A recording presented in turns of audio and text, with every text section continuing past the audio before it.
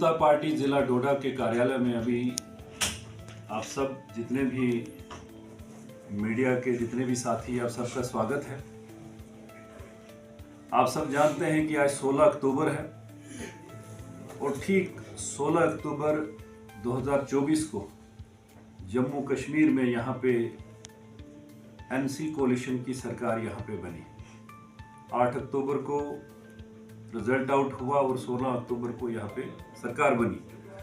आज हमारा यहाँ पे आत्मनिर्भर भारत का एक सम्मेलन था इस डोडा वेस्ट कॉन्स्टिट्यूंसी का, और उसके बाद आप सबसे बात करने का मौका मिला है कि 1 साल उमर अब्दुल्ला सरकार, जो भी सरकार ने 1 साल में काम किए आप लोग बखूबी जानते हैं कि सरकार ने क्या क्या कमिटमेंट की थी। अपने मैनिफेस्टो में इन्होंने क्या बात रखी थी कि जब भी कोई पार्टी चुनाव में जाती है उसका एक मैनिफेस्टो रहता है कि हम लोग अगर सरकार में आएंगे, हमारी पार्टी सरकार में आएगी तो हम ये काम करेंगे। और जिसमें ये कहा गया था कि हम 12 सिलेंडर फ्री के देंगे, 10 केजी राशन जो फ्री का देंगे, डेली वेजर्स को परमानेंट करने की बात कही थी, 1 लाख नौकरियां देने की बात कही थी, 200 यूनिट बिजली फ्री देने की बात कही थी। यानी अनेकों ऐसे उस चुनाव में वादे जम्मू कश्मीर के लोगों के साथ उमर अब्दुल्ला ने किए। और जब 1 साल कंप्लीट हुआ है, पूरा हुआ है, आज हम जब देखते हैं कि 1 साल में इस सरकार ने, कांग्रेस भी कहती, वो भी कहते हैं कि हम भी सरकार का हिस्सा है। यानी इस कोलिशन सरकार ने 1 साल में क्या किया, मैंने जो आपसे जिक्र किया कि ये जो उनकी कमिटमेंट्स थी, जो अपने मैनिफेस्टो में उन्होंने कहा था, कोई एक सिंगल वादा, कोई एक सिंगल कमिटमेंट उन्होंने अपनी यहाँ पे पूरी नहीं की। अगर आप नौकरियों की बात करेंगे, 12 सिलेंडर्स की बात करेंगे, बिजली फ्री देने की बात आप करेंगे, और सबसे बड़ा मुद्दा एक जो था, जो daily wagers, daily rated workers, CIC operators, अनेक ऐसे डेली वेजर्स जिनको रेगुलाइज करने की बात की थी। आपके ध्यान में होगा कि पिछला असेंबली सेशन जब हुआ, जब अपोजिशन ने, भारतीय जनता पार्टी ने इस मुद्दे को वहां पे रेज किया, उन्होंने कहा कि हमें बड़ा कम टाइम हुआ है, हम एक कमेटी तैयार करते हैं जो 6 महीने में अपनी रिपोर्ट सबमिट करेगी। दुर्भाग्य यह है कि आज 6 महीने से ज्यादा टाइम हुआ है, उस कमेटी की कोई रिपोर्ट नहीं आई, न कोई रेगुलराइजेशन का प्रोसेस शुरू हुआ। यानी अगर ये कहें कि सरकार, उमर अब्दुल्ला NC कांग्रेस सरकार नाकाम हुई है यहाँ लोगों के इश्यूज को एड्रेस करने के लिए। और इससे भी बड़ी बात कि ठीक है, कितने काम कर सकते हो, कितने हुए नहीं हुए, वो डिबेट का एक हिस्सा है, उस पर बात की जा सकती है। लेकिन एक नॉन सीरियसनेस इस सरकार की यह है कि 1 साल में इस डोडा डिस्ट्रिक्ट में कोई भी सरकार का मंत्री या CM इस डोडा डिस्ट्रिक्ट में नहीं आया। यह दर्शाता है कि NC कांग्रेस यहां डोडा के लिए, खासकर डोडा डिस्ट्रिक्ट के लिए, उनकी क्या सोच है। इतने बारिशें हुई, इतनी तबाही हुई, इतना नुकसान लोगों का हुआ, न उनकी सरकार, न सरकार के मंत्री और न उनके कोई वर्कर या उनके कोई कार्यकर्ता कोई फील्ड में हमको देखने को मिले। मैं पूछना चाहता हूं कि क्या NC को या कांग्रेस को जहां से सीटें मिली हैं, क्या उनको वहीं पे ही सरकार चलानी है? क्या उनको केवल कश्मीर सेंट्रिक राजनीति करनी है?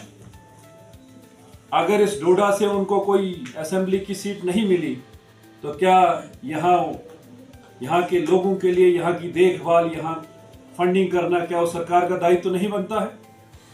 ये डोडा के राजनीतिक इतिहास में पहली बार ऐसा हुआ है जब से हमें समझ है। और मुझे लगता है कि आज़ादी के बाद जब सरकारें यहाँ पे बनी, ये पहली बार हुआ है कि 1 साल में, मैं पिछली बार भी MLA भी रहा, कुछ देर मंत्री भी रहा, हम कोलिशन में हर 2-3 महीने में यहाँ कोई न कोई कैबिनेट मिनिस्टर डोडा में आता था। यहाँ ऑफिसर्स के साथ बैठ के पूरे डिस्ट्रिक्ट का रिव्यू किया जाता था, काम काजों का, लोगों से मिलना जुलना, डेपुटेशन मिलते थे। सीएम तक यहाँ पे आए, डिप्टी सीएम आते रहे, मंत्री यहाँ पे आते रहे, लेकिन आज 1 साल पूरा हुआ है।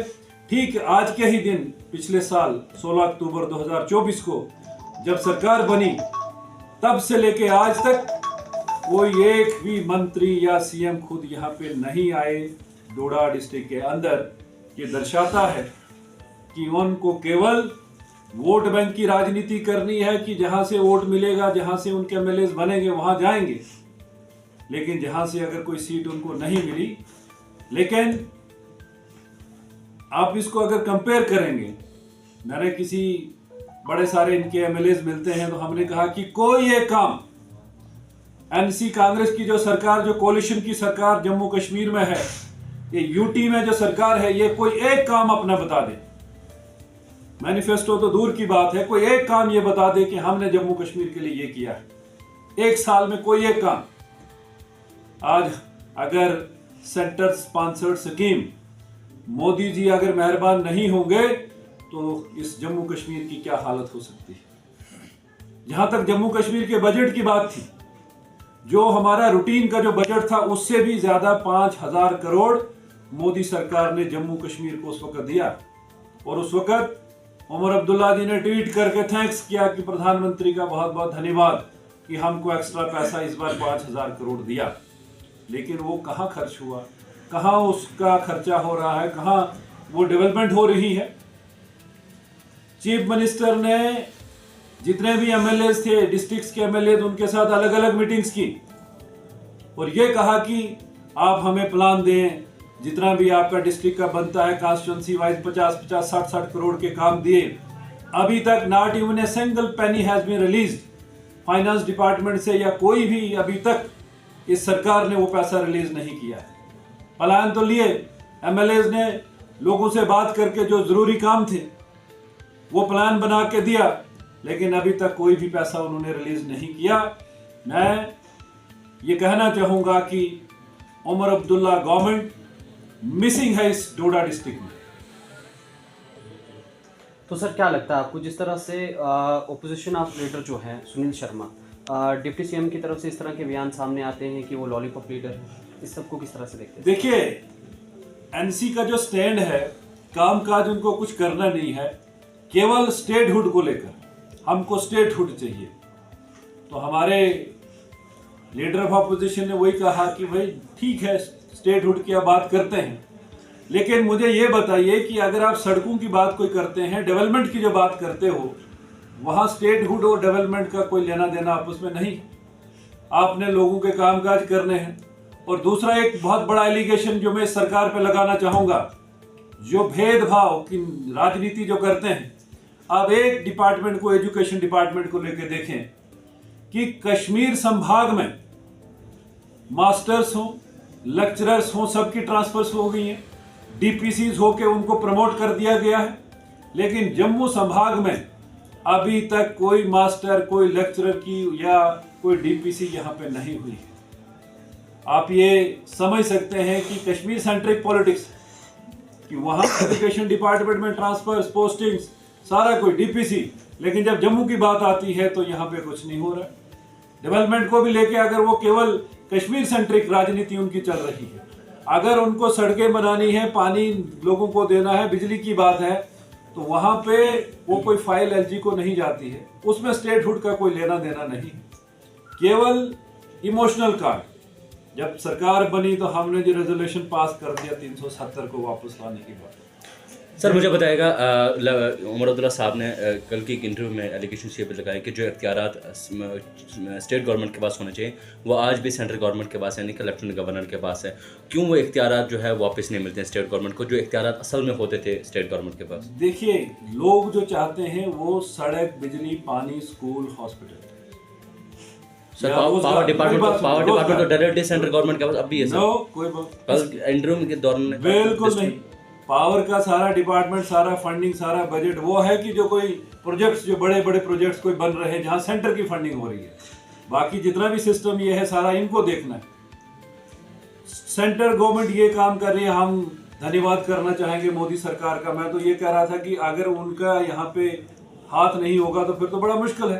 पीएमजीएसवाई का आप देखो, जगह जगह अभी सड़कें सैंक्शन हुई हैं, 4200 करोड़ रुपया, और जिसमें से 600 करोड़ रुपया केवल डोडा डिस्ट्रिक्ट को मिला है, जिसमें आप देखेंगे सड़कें अगले फर्स्ट वीक से वो भी काम फंडिंग गवर्नमेंट ऑफ इंडिया कर रही है। ये टेंडरिंग प्रोसेस में भी 3-3 महीने हो गए, अभी तक अलॉटमेंट नहीं हुई, अभी तक काम शुरू नहीं हुआ है। ये बात हमने परसों भी कमीशन सेक्रेटरी को रेज की थी कि जल्द से जल्द काम शुरू करवाए जाए, जिसमें हमारा देसा का इलाका है, असर का इलाका है, मरमत है, हमारा कास्तीगढ़ का इलाका है। इस डिस्ट्रिक्ट को 600 करोड़ की फंडिंग हुई है, और बैच 2 में PMGSY जो बैच 2 आएगा उसमें 6000 करोड़ से ज्यादा की DPR जम्मू कश्मीर की बन चुकी है। गवर्नमेंट ऑफ इंडिया की तरफ से कोई दिक्कत नहीं है, फंडिंग की कोई दिक्कत नहीं, लेकिन नीचे एग्जीक्यूशन एग्जीक्यूशन जो करवाना है। आप मुझे ये बता दीजिए, एक चीफ इंजीनियर 4-4 डिपार्टमेंट्स को देख रहा है, क्या एलजी ने रोका है तुम प्रमोट नहीं करो उनको? यहाँ तहसीलदार सभी हमारी बहुत सारी उसमें नहीं है, वो किसने देने हैं? आप जब भी कोई हम बात करते हैं तो एलजी साहब नहीं करते हैं। हमने जब एलजी साहब से बात की, उन्होंने कहा पानी, बिजली, सड़क, स्कूल, हॉस्पिटल, नौकरियां, मेरा कोई लेना देना। क्या ट्रांसफर्स, अगर 108 केस अफसर्स की ट्रांसफर्स परसों लिस्ट निकली है, आप लोगों के ध्यान में होगी, क्या उन्होंने एलजी को पूछ के की? इंजीनियर्स की लिस्टें डेली की निकलती हैं, BDOs की लिस्टें निकलती हैं, ट्रांसफर इंडस्ट्री खोल के रखी हुई है, उसमें तो कोई उनको कोई दिक्कत नहीं, कोई किसी से परमिशन नहीं लेनी।